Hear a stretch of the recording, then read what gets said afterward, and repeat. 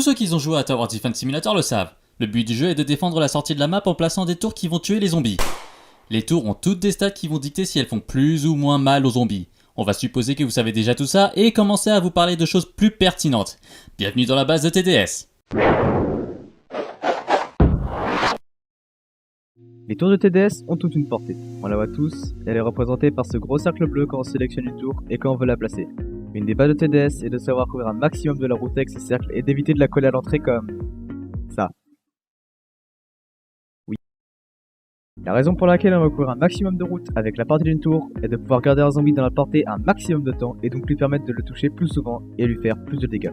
La première règle pour bien couvrir la route est d'éviter de coller la tour à l'entrée comme dit tout à l'heure.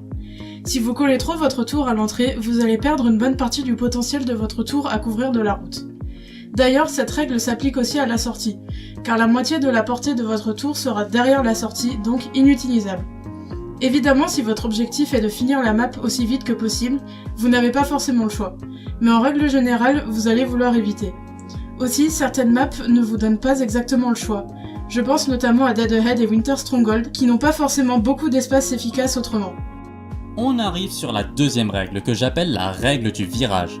Le nom passe bien, mais il n'explique pas bien ce que ça veut dire, du coup je vais passer un moment pour l'expliquer.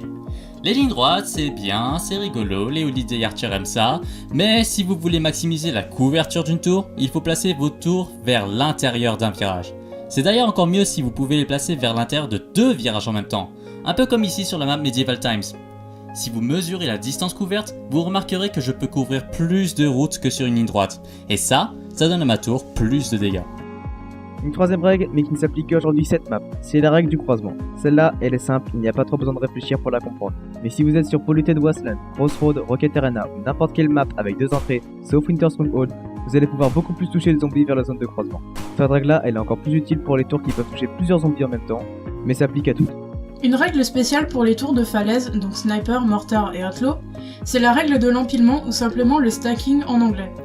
Lorsque vous placez une tour, elle va vous empêcher de placer quoi que ce soit en dessous d'elle, mais vous pourrez toujours placer quelque chose au-dessus.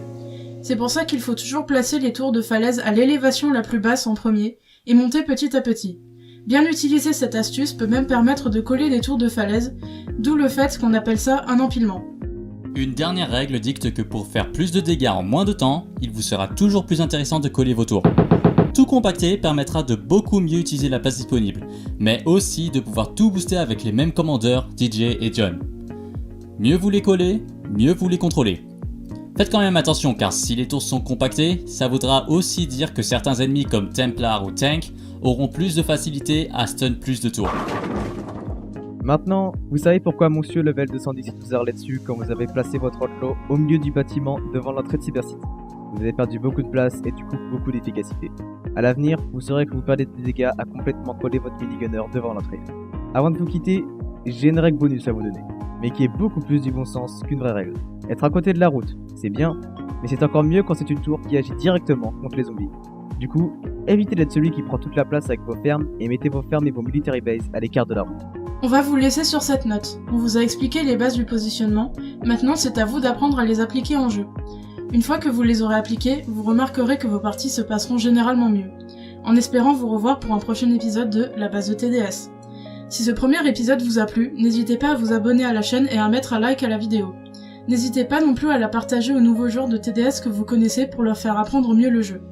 Si vous avez des questions supplémentaires, n'hésitez pas à les partager dans les commentaires ou nous rejoindre sur Discord, le lien est dans la description. Sur ce, on vous dit à la prochaine pour une nouvelle vidéo qui vous en apprendra encore plus sur le jeu.